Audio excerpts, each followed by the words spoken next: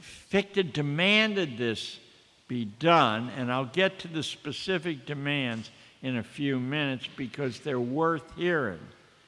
Then, a few decades later, a scientific psychologist named Wilhelm Wundt, very, very famous in the history of psychology, lab experiments on rats, stuff like that. He said that people were only flesh and blood machinery, nothing more, and that most of the machinery was defective and could not be repaired. It could only be adjusted to protect the leaders from their populations. Now notice that Wundt is coming at this, there's nothing to be done from one angle. Spinoza's coming at it from another angle, that most of us are crazy and we can't be fixed. Calvin came at it from a religious angle, and Calvin's Reformation went everywhere. It was the reason for the settling of the northeastern United States. So Prussian pedagogy spread swiftly through France and Britain. Then it leaped over the Atlantic into the United States. In the second half of the 19th century came the killer scientific evidence that most of us are hopeless.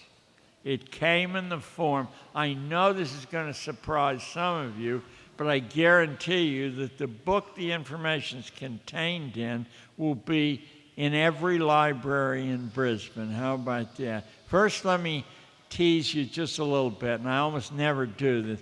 How many of you in the audience, can I see your hand, are derived on either side or both from Irish parents? Oh, good. You're going to just love this. And anybody from Italian parents on either side? A few. And anybody from Spanish parents? A few. Okay. Oh, you Irish, you're in for a wonderful treat. And I want you to demand that this book be taken out of the libraries and burned publicly, because Charles Darwin, who taught in every school on planet Earth, his deadly classic, The Descent of Man, think of the metaphor, The Descent of Man, which was published in the United States in 1871, says that the great mass of humanity is biologically degraded and no training can improve that at all. Here we got a different angle on things. Can't be improved. Entire segments of the human race, like the Irish, the Italians, and the Spanish, are biological disaster areas. The Romantic concept of education is a biological impossibility. How about that? You didn't know Mr. Darwin was up to this trick. I just have to laugh being Italian and Irish. Worse. Now this is really worse. If the degraded breeding stock mated with the advanced breeding stock, evolution would march backwards into the swirling mists of the dawnless past. Isn't that wonderful? There had to be some way to keep the good stuff away from the Irish and the Spanish and the Italians. And really, there are a whole lot of others as well. Those are just the three that I thought would bring a smile to your lips. Every library in the world has the book, The Descent of Man. This message burned its way into the minds of the governing classes everywhere. I mean, if you were a responsible person and you weren't biologically degraded, psychologically degraded, religiously degraded, or a flawed piece of machinery, Well, what would you do to protect your own pure descendants? I mean, you'd have to do something, wouldn't you? Well, there are about 16 things. If you read my book, The Underground History of American Education, you'll find a baker's dozen of things that were done. Suddenly, a new invention called country clubs sprung up. That's a minor one. Private boarding schools, of which there had been very, very few in England, and a tiny number in the United States, suddenly flourished by the hundreds. All of this was to keep the good stuff away from the bad stuff, which basically means the Irish. No, it's a lot of people, but the Irish are the worst. You've got to read the book and demand it be taken out of the school. Listen, you'll be headlines all over the world. If I weren't so old and didn't have other things to do, this would be my project. So if there was ever a noble reason to crack down on ordinary people, Darwin served it up with Descent of Man. At the beginning of the 20th century, the president of Indiana University in the United States personally taught an elite seminar course called Bionomics, in which strategies to prevent the breeding of the unfit were discussed. Anybody ever hear the term bionomics? You would think if it was 100 years ago, it's died out, and so did I. But 6 years ago, I was invited to a fancy hotel in San Francisco to give a talk at the 6th Annual Bionomics Conference, sponsored by the Cato Institute, the libertarian think tank in Washington, D.C. What's bionomics? I said, innocently enough. Well, it's a way to keep the Irish under control. This college president who taught this course has a name that's legendary in American college history. It's David Starr Jordan, not legendary for being president of Indiana University, but a couple of years later, a world-famous college called Stanford was founded in California, called the Harvard of the West in the States, and he was invited to be the first president of Stanford.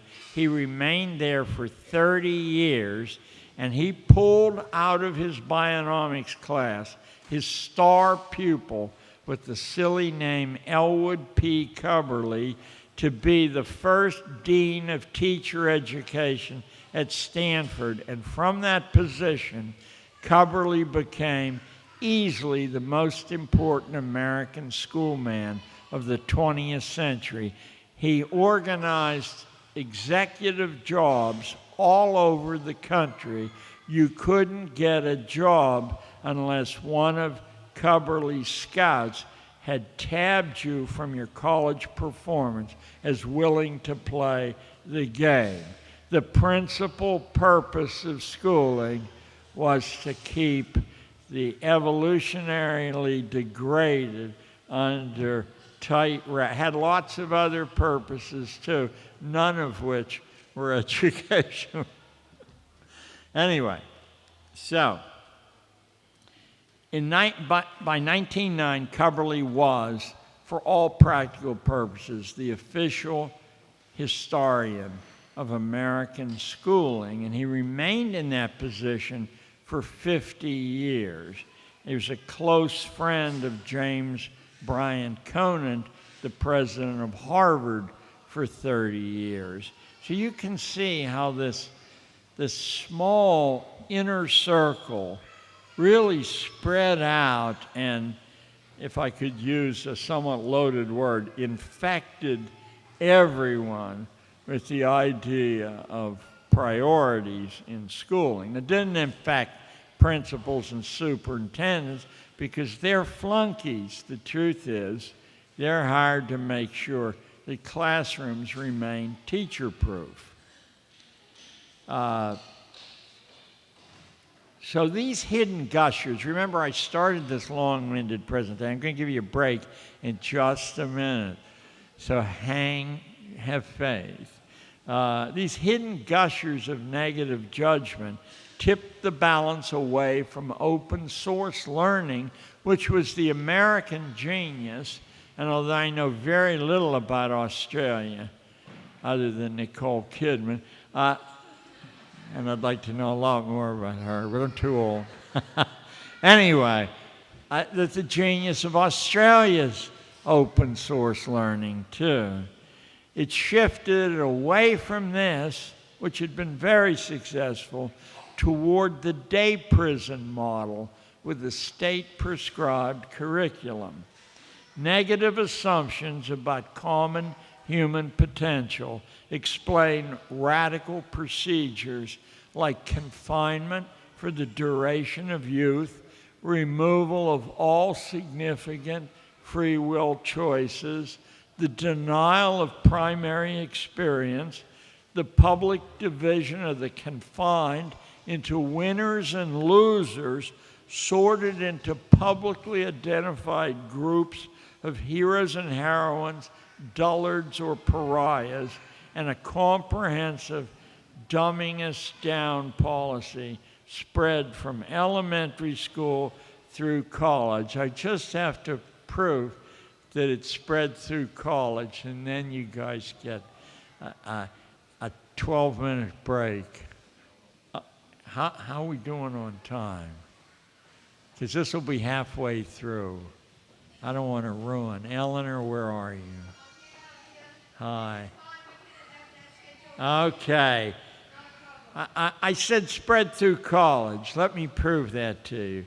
In the year 2006, 1 year ago, the University of Connecticut surveyed 14,000 randomly chosen freshmen and 14,000 randomly chosen seniors from 50 American universities to measure the growth of knowledge between the freshman and senior years.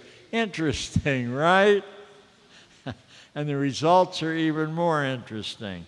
They tested these people in the following areas: the market economy, so economics, American history, American government, so political science, and international relations. In 16 of the 50 schools, including Yale, Brown, and Georgetown, three of the most famous schools in the United States, the freshmen knew more than the seniors. And in the other 34, there was no difference. I mean, that $100,000 or $200,000 that mom and dad paid was literally for the piece of paper, you know, and a lot of hangovers and stuff. Well, we're at the midway point, so please take a break while I wonder how I'm ever going to go to sleep again. Thank you. Thank you. Thank you. Thank you. Thank you. Thank you so much, John. I think in homeschooling, we're nothing if not flexible, and we're going to slightly rearrange our program. Hopefully it'll get us back on track time-wise as well. We invite you now to have morning tea right now. Find yourself a cup of tea and coffee, stretch your legs, take care of the kids. We'll come back and we'll hear the second half of John's talk, and then we're going to go straight into the elective workshop after that. So why don't you also, during morning tea, make sure you've put your name down on one of the sheets so that we know which workshop to give the big classrooms to. Thank you.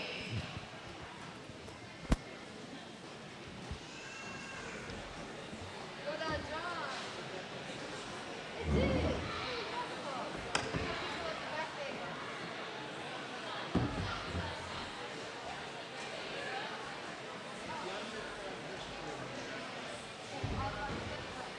So we've just had a couple of questions up the front here. John's books are available at the stand at the back, the Real Homeschool stand. Dumbing Us Down is in print. and we can get you copies of that straight away. The other 3 we're reprinting, so if you want to order them, then it'll affect our numbers on how many we're printing.